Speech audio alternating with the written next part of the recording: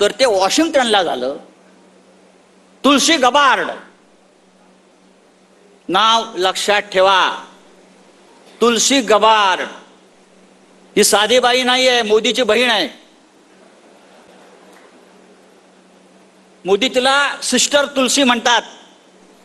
आणि आता मोदी अमेरिकेला गेले होते तेव्हा जाताना इथून कुंभ स्नानासाठी जे गंगाजळ त्यांनी सगळ्यांना पाठवलं, त्या गंगाजळाचे कुंभ घेऊन हे मिस्टर नरेंद्र मोदी अमेरिकेला गेले आणि तुलसी गबार्डला सुपूर्द केलं. फोटो आले आहेत.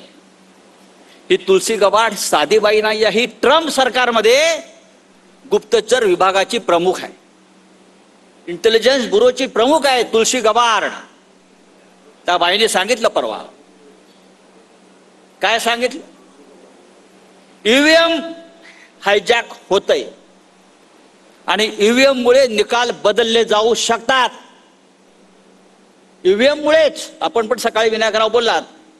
तुलसी गबार्डने सांगितलंय, अमेरिकेच्या गुप्तचर विभागाच्या प्रमुखांनी सांगितलंय आणि मोदीच्या बहिणींनी सांगितलंय. हातात गंगाजल आहे, ती खोटं बोलणार नाही. मोदीने तिच्या हातात गंगाजल दिला त्याच्यामुळे ती खोटं बोलणार नाही. आणि ईव्हीएम मध्ये घोटाळा होतो, ईव्हीएमच्या माध्यमातून निकाल फिरवले जातात, हे जेव्हा तुलसी गबार्ड सांगते वॉशिंग्टन मध्ये बसून, तेव्हा महाराष्ट्राचा निकाल हा अशा पद्धतीनं का लागला याचं उत्तर जगाला मिळतं. बरोबर ना? मग आम्हाला वाटतंय की नाशिकमध्ये नाही, महाराष्ट्रात नाही, अख्ख्या देशामध्ये गेल्या 10 वर्षापासून एक काय चाललं. खरं म्हणजे आजच्या या शिबिराला आपण तुळशी गबार्डलाच बोलवायला पाहिजे होतं मार्गदर्शन करण्यासाठी.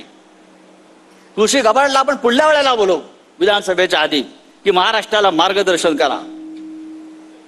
पण अशा प्रकारे शिवसैनिकांचं अशा प्रकारच्या निर्णयानं मनोधैर्य खच्ची होणार नाही, हे तुम्ही लक्षात घेतलं पाहिजे.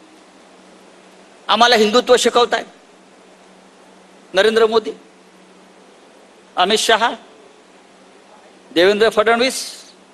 तुम्ही कधी हिंदू झालात? तुम्ही कधी हिंदू झालात?